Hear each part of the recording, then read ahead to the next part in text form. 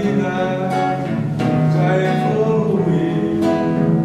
Alma querida de minha vida, quero lhe dizer que viver consiste em dar e receber, em sorrir e cantar, em sofrer e sonhar, produzir, criar.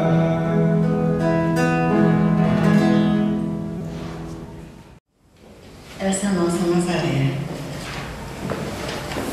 Meus queridos irmãos, dos dois planos da vida, muita paz. Por favor. No dia que nós tivermos esse tanto de luz, nós não vamos nos apresentar dessa forma tão luminosa, principalmente para quem ainda não tem tanta luz. Jesus se adensou bastante para descer ao planeta Terra, porque nós não teríamos condições de olhar para Jesus. Então a luz, quando ela é muito intensa, ela ofusca, ela nos deixa sem uma visão muito boa, dada a claridade intensa. Mas, como disse a nossa irmã dirigente da reunião, continuamos com o estudo do livro Pão Nosso, da produção do médium Francisco Cândido Xavier, cuja mediunidade é luz através do Espírito. São mensagens do Espírito Emmanuel, o seu mentor espiritual. E nessa lição, Emmanuel vai estar falando discorrendo sobre uma passagem, sobre um versículo da carta que Paulo escreveu aos Hebreus, capítulo 7, versículo 27. Porque isto fez ele uma vez, oferecendo-se a si mesmo. Este é o versículo. Observemos o que Emmanuel escreve através de Chico Xavier. As criaturas humanas vão sempre bem na casa farta, ante o céu azul. Entretanto, logo surjam dificuldades, ei-las à procura de quem as substitua nos lugares de aborrecimento e dor. Muitas vezes pagam preço elevado pela fuga e adiam indefinidamente a experiência benéfica a que foram convidadas pela mão do Senhor. Em razão disso, os religiosos de todos os tempos estabelecem complicados problemas com as oferendas da fé. Nos ritos primitivos, não houve qualquer hesitação perante o sacrifício de jovens e crianças. Com o escoar do tempo, o ser humano passou à matança de ovelhas, touros e bodes nos santuários. Por muitos séculos perdurou o plano de óbulos em preciosidades e riquezas destinadas aos serviços do culto. Com todas essas demonstrações, porém, o homem não procura senão aliciar a simpatia exclusiva de Deus, qual se o Pai estivesse inclinado aos particularismos terrestres. A maioria dos que oferecem dádivas materiais não procede assim ante as casas da fé, por amor à obra divina, mas com o propósito deliberado de comprar o favor do céu, eximindo-se ao trabalho de autoaperfeiçoamento. Nesse sentido, contudo, o Cristo ofereceu preciosa resposta aos seus tutelados do mundo. Longe de pleitear quaisquer prerrogativas, não enviou substitutos ao Calvário, ou animais para sacrifício nos templos, e sim abraçou Ele mesmo a cruz pesada, imolando-se em favor das criaturas e dando a entender que todos os discípulos serão compelidos ao testemunho próprio no altar da própria vida. É uma lição profunda, são esclarecimentos que todos nós necessitamos para repensarmos. Então, nós vimos aqui que essa questão das oferendas é só lembrarmos de Jesus. Está aí no Evangelho segundo o Espiritismo também.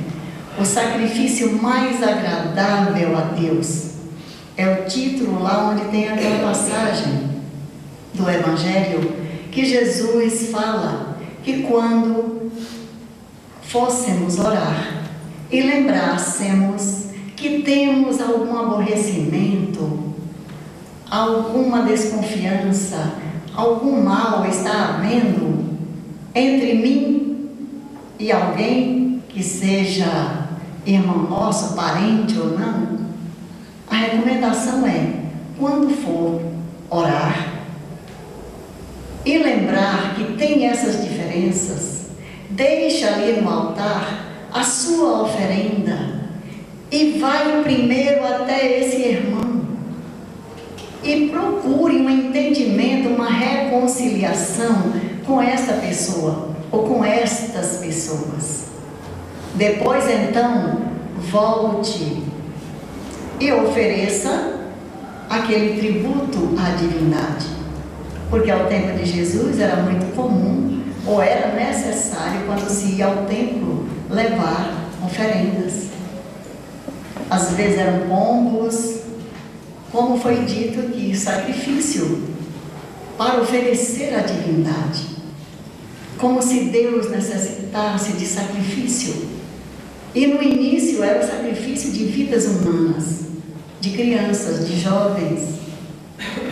E essas jovens, essas crianças já pelo significado, que a criança já traz o símbolo da inocência, mas as jovens tinham que ser puras, virgens, para servirem de oferendas. Então imaginemos nós a nossa trajetória evolutiva, o apego que nós ainda temos com as coisas materiais. Meus amigos, hoje, 29 de agosto, há precisamente 188 anos, no dia 29 de agosto do ano de 1831, encarnava no planeta Terra, no Brasil, numa cidade próxima ao Riacho do Sangue, no Ceará, esse espírito venerando Adolfo Bezerra de Menezes Cavalcante. Meus irmãos, esta pessoa, este espírito, teve uma trajetória luminosa. Desde a sua infância, seguindo o curso da sua vida, estudos, a sua vocação era para a medicina. E ele se deslocou para o Rio de Janeiro. E a muito custo, com grandes dificuldades, ele concluiu o seu curso de medicina. Mas, na trajetória dos estudos, ele já começou o seu trabalho de auxílio ao próximo na Santa Casa de Misericórdia, no Rio de Janeiro. Então ele trabalhava na Santa Casa e também dava aulas particulares de filosofia e de matemática. Num determinado momento, a sua vida complicou muito na questão financeira. Os recursos eram poucos, o salário era pequeno e ele tinha por hábito ajudar as pessoas. E ele estava em atraso nos aluguéis E também ele precisava pagar algo na sua faculdade. E naquela noite que ele estava perguntando para ele mesmo o que fazer para conseguir colocar em dia a sua vida financeira, surge um jovem que bate à sua porta. E quando ele vai atender, aquele jovem quer tomar aulas de matemática. E eram muitas. Mas ele fez questão de pagar adiantado. Ele relutou um pouco, mas aquele jovem foi persistente e disse que só aceitaria se ele recebesse o dinheiro de forma adiantada. Ele recebeu. Só que aquele jovem, no dia seguinte, depois do dia seguinte, e o tempo foi passando, nunca mais aquela pessoa apareceu. E ele compreendeu que era a misericórdia divina atuando em seu benefício. Então, o seu trabalho, ele sempre procurando ajudar as pessoas, formou em medicina. A sua primeira esposa incentivou para que entrasse, já que ele tinha um trabalho tão bonito. Era uma pessoa amada, principalmente pelos mais simples, pelos mais pobres, porque além da consulta gratuita, ele também ainda oferecia, muitas vezes, o próprio medicamento. Eram receitas homeopáticas. Era mais barato para as pessoas adquirir e também não tinha efeitos colaterais. E a esposa dele, a dona Maria Cândida, que era uma jovem, Maria Cândida Lacerda, incentivava-o para que ele se candidatasse a vereador. Não era vereador como hoje, porque naquele tempo o Brasil ainda era o Brasil Império. A capital do Império era o Rio de Janeiro. Mas não era a candidatura como a gente vê hoje em dia, mas o trabalho político era em benefício do povo.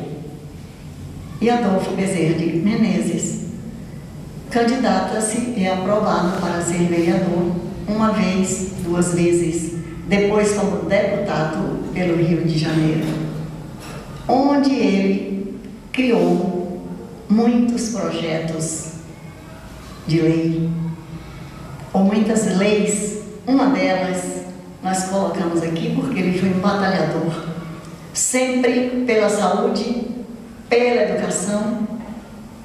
Isso é só a gente ver, está nos perfis parlamentares, o livro 33, na Câmara dos Deputados aqui em Brasília.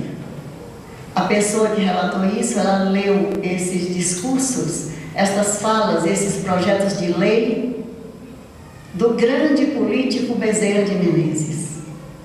Ele, no tempo do Império, quando havia escravatura, ele já fazia uma lei pedindo a abolição dos escravos. O governo estava achando muito boa ideia, desde que os escravos iam receber a carta de alforria, mas para servirem na Guerra do Paraguai. E isso aí o Bezerra de Menezes não aceitou.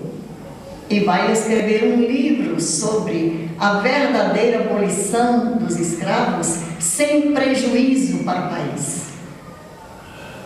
E com isso ele também criou um projeto, criou uma lei que cuidava dos interesses do profissional doméstico, já pensando quando aqueles escravos fossem libertos, terem condições de levar as suas vidas com dignidade. Ele fez também um projeto, uma lei para proteger o meio ambiente, para cuidar das matas ciliares, daquelas que ficam próximas aos rios, para cuidar das florestas. Este é o grande político Bezerra de Menezes. Não me perguntem o salário, porque certamente devia ser irrisório. Bezerra sempre foi pobre, porque até os dinheiros das consultas ele distribuía. E a morte visitou a sua família cedo demais. A sua primeira esposa, com 5 anos de casamento, tinha 2 filhos, um de 1 ano e o outro de 3. Maria Cândida faleceu. A sua cunhada, tia das crianças, vinha sempre cuidar delas. E este homem íntegro, esse espírito impoluto, falou para a sua cunhada: olha, a língua do povo é terrível. Você visitando, embora sejam seus sobrinhos, eu sendo um viúvo de 45 anos, as pessoas vão falar mal de você. Eu te proponho um casamento sem nenhuma obrigatoriedade de uma convivência como marido e mulher. Com o passar do tempo, se você gostar de mim, aí sim nós poderemos viver como um casal. Então, para resguardar até onde vai a honestidade dessa pessoa, desse espírito, a preocupação. E nós vamos ver esse doutor Bezerra de Menezes, que embora tendo nascido numa família muito católica, havia perdido o gosto pela religião. Mas aí um parente, um amigo lhe dá uma Bíblia, ele lê. Ele fica, não tinha lido até então toda a Bíblia e sobretudo o Novo Testamento. Ele leu na sua inteireza, era um homem muito inteligente, ele captava tudo muito fácil. E ele se encantou com a Bíblia, com o código religioso dos judeus. Mas o tempo vai passando e um outro amigo lhe deu de presente o Livro dos Espíritos. Ele então se maravilhou. Aquelas 1019 questões, com as respostas devidas, mas algo nele lhe dizia que aquilo não era estranho. Parece que ele já tinha conhecimento daquela obra. E ele então, com a doutrina espírita, ela não alterara nada na sua vida ética, moral, espiritual, porque ele sempre tinha sido um homem de bem. Ali trouxe somente mais um aditivo de fé e de confiança. Ele, como cristão, como espírita, porque quem é espírita tem que ser cristão. E quem é cristão tem que primar pelo respeito, pelo amor ao próximo, pela doação de si mesmo, seguindo Jesus. Porque Jesus, ele foi morto, pregado numa cruz, exatamente pela nossa intransigência, pelo nosso preconceito. Porque a doutrina de Jesus, ela não é preconceituosa, ela não é exclusivista. Jesus é o homem que atrai a si os menos favorecidos. E a oferenda que ele dá é ele próprio se doando para que a humanidade visse como é o amor. Bezerra de Menezes segue Jesus, é espírita, defende a natureza, a saúde, a educação.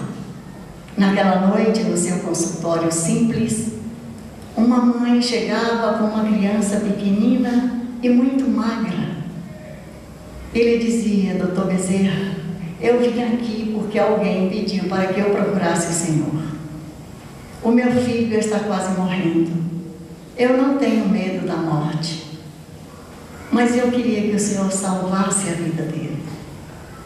E o doutor Bezerra ali nos exames preliminares, depois que a mãe coloca naquela mesa, para que ele examinasse o seu filho, ele percebe que aquela criança tem sérios problemas gastrointestinais. Mas observou também que aquele problema era exatamente por falta de alimentação. Ele faz a receita, entrega para aquela mãezinha e diz: olha, minha filha, você vai na farmácia e manda aviar essa receita. E ela lhe diz: mas doutor Bezerra, eu posso até esmolar para conseguir essa receita, não tem problema. Mas o grande problema é que eu não tenho nenhum alimento em casa. Ele então, aquela mãe em lágrimas, ele em lágrimas, mas ele fecha os olhos e suplica à Mãe Santíssima uma orientação para socorrer aquela mãe. O que ele devia fazer? Quando ele abriu os olhos, ele viu um reflexo, uma luz esverdeada na sua mão esquerda. E olhando, descobriu o seu anel de formatura, o anel de médico, que tinha esmeraldas. E ele, sorrindo, tirou o anel do dedo e disse: minha filha, leve este anel na farmácia. Mande aviar a receita do seu filho e peça o troco. E compre alimentos. Imaginemos a felicidade dessa mãe, a gratidão dela. E ele fazia isso quase sempre.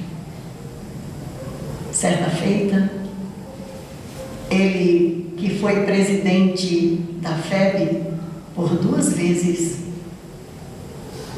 na segunda vez que ele ficou até o seu falecimento, que ele desencarnou em 11 de abril de 1900, nós vamos observar a grandeza desse homem. Quando ele descia, saía da FEB, já havia terminado a palestra, as pessoas já tinham ido embora, e ele viu que se aproximava um homem maltrapilho, os ombros arriados, a cabeça baixa,